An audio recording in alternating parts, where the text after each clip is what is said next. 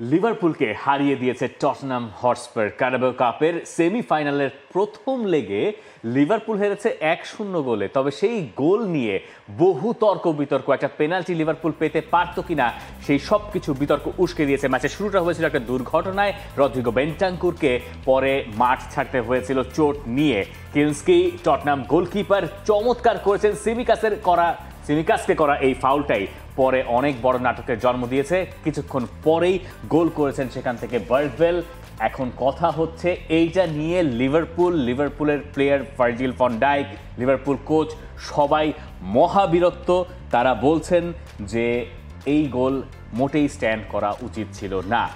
Exactly, referee যেই সিদ্ধান্ত নিয়েছেন স্টুয়ার্ট অ্যাটওয়েল, যেইখানে লুইস দিয়াসকে তিনি ফাউল করেছিলেন এবং যে কারণে ইয়েলো কার্ড দেওয়া হয়েছিল বার্গভালে ওই ইয়েলো কার্ডটা বেসিক্যালি হয় না, কারণ যেই সফট টাচ ওখানে ছিল ওইটা আসলে ইয়েলো কার্ড ওয়ার্দি না, যেটা নিয়ে অনেকবার কমেন্টেটরও বলছিলেন যে ওইখানে বার্গভাল ইয়েলো কার্ড পান না।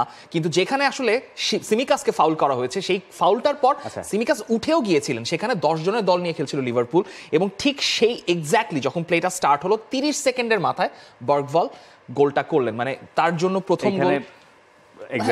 মানে তার আগে আমরা একটু দেখি যে কোচ, লিভারপুল কোচ এবং একই সঙ্গে টটনহাম কোচ তারা কি বলছেন, মানে তাদের কোন জায়গাতে এই কমপ্লেইনটা আছে। রেফারির সিদ্ধান্ত তো আপনি বদলাতে পারবেন না।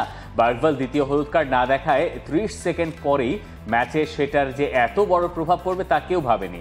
আমি 99% নিশ্চিত গোলটা হওয়ার পর রেফারিও দীর্ঘশ্বাস ফেলে ভেবেছেন কি এক অদ্ভুত পরিস্থিতি ঘটে গেল।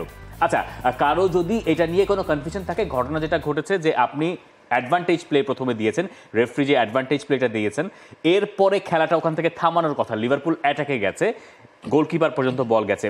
কিলস্কি কালকের ম্যাচে খুবই ভালো করেছেন, তাকে নিয়ে আলাদা করে কথা বলা যেতে পারে যে গোলকিপার মাত্র 3 দিন আগে এই ক্লাবে এসেছেন, তিনি এসেই এরকম একটা ম্যাচ খেললেন, আর যেখানে টটেনহামের ডিফেন্সে কেউ নাই, নো ওয়ান, ড্রাগোসিন বাদে আর কেউই আসলে নাই। আমি একটা ভিডিও দেখছিলাম, দেখেছেন কিনা জানি না, ভ্যান ডাইক যখন মাঠে নামবেন ওই সময় টটেনহামের টানেলে যে বাচ্চাদেরকে কি জানি বলেন, ভুলে গেছি, যাদেরকে হাতে নিয়ে নামা হয়, মাস্কট। তো তারা একজন ভার্জিল ভ্যান ডাইককে বলতেছে যে ভাই আমাদের দলে তো কোনো ডিফেন্ডার নাই, তুমি খেলে দাও। মানে এই যে সরল স্বীকারোক্তি, এবং তারপর গিয়ে লিভারপুল তো মোটামুটি তাদের সেরা একাদশে নামিয়েছে। হ্যাঁ, ট্রেন্ট আলেকজান্ডার-আর্নল্ড বা ব্র্যাডলি, তারা মানে আর্নল্ডের জায়গায় ব্র্যাডলি, লেফট ব্যাকে সিমিকাস নামলেন, রবার্টসনের জায়গায়, এই ছাড়া মোটামুটি জোতা স্টার্ট করেছেন, বাকি সব সেট।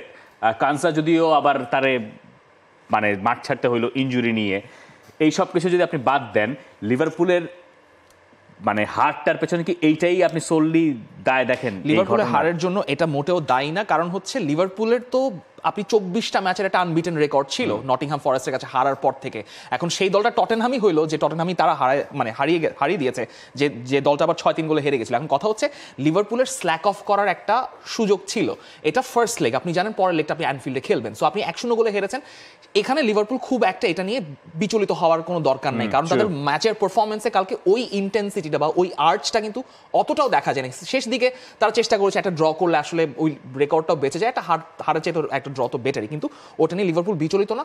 সেকেন্ড লেগটা যখন অ্যানফিল্ডে হবে তখন ওটা নিয়ে হয়তো, আমার কাছে মনে হয় সেকেন্ড লেগে অ্যানফিল্ডে লিভারপুল জিতেই যাবে।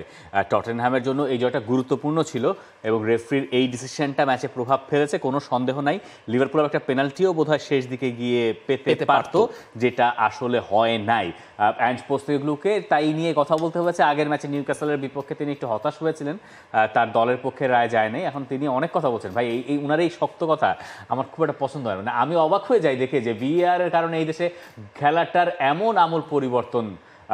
আপনারাই তো দাবি করেন খেলাটার সূচনা এখান থেকেই, আপনারাই এর সুরক্ষাকারী, আপনারাই প্রতিবার ইটস কামিং হোম বলে গলা ফাটান, অথচ খেলাটা প্রযুক্তির অতিরিক্ত প্রভাবে এতটাই বিভ্রান্তিকর হয়ে গেছে যে পৃথিবীর অন্য প্রান্তের একজন অজি হিসেবে আমাকে সেটা আঙুল দিয়ে দেখাতে হচ্ছে। অজি অজি অজি, মানে কি একটা অবস্থা। মানে তিনি বিরাট কথাবার্তা বলেছে, সেটা একটা জিস্ট। এখানে লোকটা ঠিক আছে, মানে তার অনেক ধরনের মন্তব্য আছে, এবং তিনি আসলে রেফারির বিপক্ষে বলতেও পারছেন না, তাই ঘুরিয়ে পেঁচিয়ে একটা কথা বলেছেন। রেফারির বিপক্ষে কথা বলে বলছেন যে আগের বার তো আমি রেফারির বিপক্ষে কথা বলে ব্ল্যাকলিস্টেড হয়ে গেছিলাম, তাই এখন খুব পরিষ্কারভাবে বলতে পারছি না, তবে আমরা এই রেফারির এই ডিসিশনের কারণে আমাদের ম্যাচে আসলে প্রভাব ফেলেছে। তার মানে এই যে ফার্স্ট লেগ গেল কারাবাও কাপের সেমিফাইনালের সেকেন্ড লেগ বাকি আছে, সেকেন্ড লেগেই আসল খেলা। নিউক্যাসল ইউনাইটেড 2-0 গোলে জিতে একটা বড়সড় পদক্ষেপ দিয়ে রেখেছে ফাইনালে ওঠার ক্ষেত্রে। আর প্রেডিকশন কি নিউক্যাসল? আমি তো চাচ্ছি নিউক্যাসল টটনহামের একটা ফাইনাল হোক, হলে তো ভালো। 17 বছর ধরে টটনহাম কিছু জেতে না, নিউক্যাসলও একটা কিছু জেতার সুযোগ পায়, কিন্তু আসলে তো তা হয় না। বা আর্সেনাল মোটামুটি উঠতে পারছে না, এটা আমি নিশ্চিত। আর্সেনাল উঠতে পারবে না, এটাতে কোনো আমাদের প্রেডিকশনের জুজু নেই। আছে। তাহলে আর্সেনাল দেখাবো, আরেকটা টাইমে দেখাবো। For more updates, subscribe to our YouTube channel and click on the bell icon. Follow us on Facebook and Instagram. Download T-Sports app to enjoy exciting games and highlights. Visit tsports.com.